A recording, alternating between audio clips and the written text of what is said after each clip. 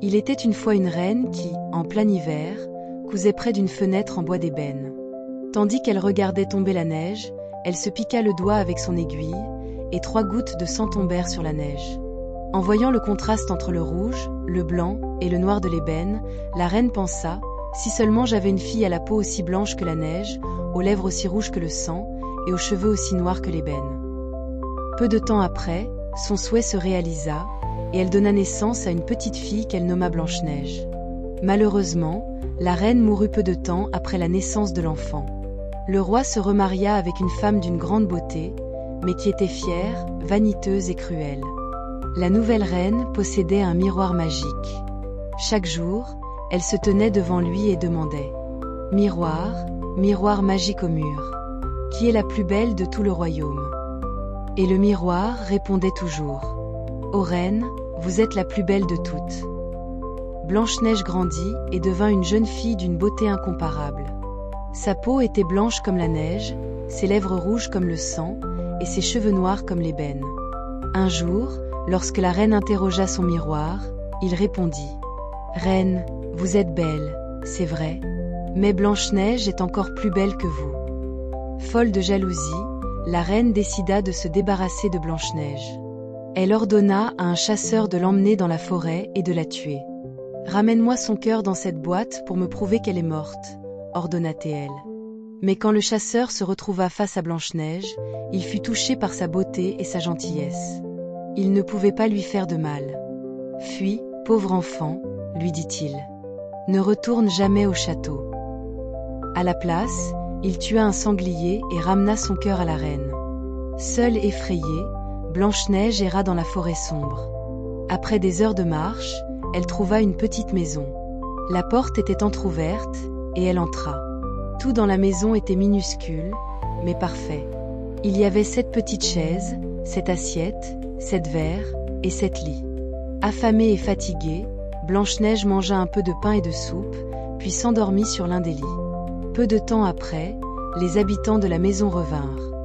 C'étaient 7 nains qui travaillaient dans une mine voisine. En voyant Blanche-Neige, ils furent émerveillés. « Qui est cette jeune fille qui dort dans notre maison ?» se demandèrent-ils. Quand elle se réveilla, elle leur raconta son histoire, et les nains, pleins de compassion, lui offrirent de rester avec eux. « Mais fais attention, » lui dirent-ils, « la reine est cruelle. Ne laisse entrer personne. » Pendant ce temps, la reine interrogea de nouveau son miroir.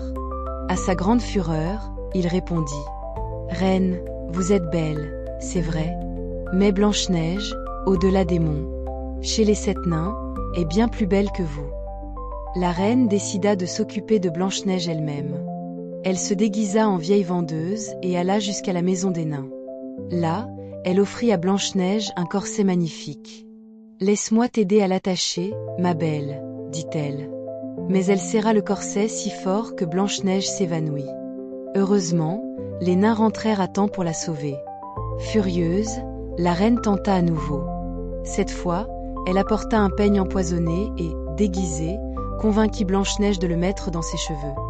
Dès que le peigne toucha son cuir chevelu, Blanche-Neige tomba, inconsciente. Mais encore une fois, les nains la sauvèrent en retirant le peigne. La 3e fois, la reine apporta une pomme empoisonnée. La moitié était rouge et empoisonnée, l'autre était blanche et inoffensive. « Goûte cette pomme, ma chère, » dit-elle en souriant. Méfiante, Blanche-Neige hésita, mais la pomme semblait si délicieuse qu'elle mordit dans le côté rouge. En un instant, elle tomba, comme morte. Quand les nains revinrent, ils furent dévastés. Ne pouvant se résoudre à l'enterrer, ils placèrent son corps dans un cercueil de verre, où elle semblait dormir paisiblement. Un jour, un prince passa par là. En voyant Blanche-Neige dans son cercueil, il tomba amoureux d'elle. « Je ne peux pas la laisser ici, » dit-il aux nains. « Laissez-moi l'emporter pour lui rendre honneur. » Les nains acceptèrent à contre-cœur. Mais en soulevant le cercueil, un morceau de pomme empoisonnée sortit de la gorge de Blanche-Neige, et elle se réveilla. Le prince et Blanche-Neige se regardèrent avec émerveillement.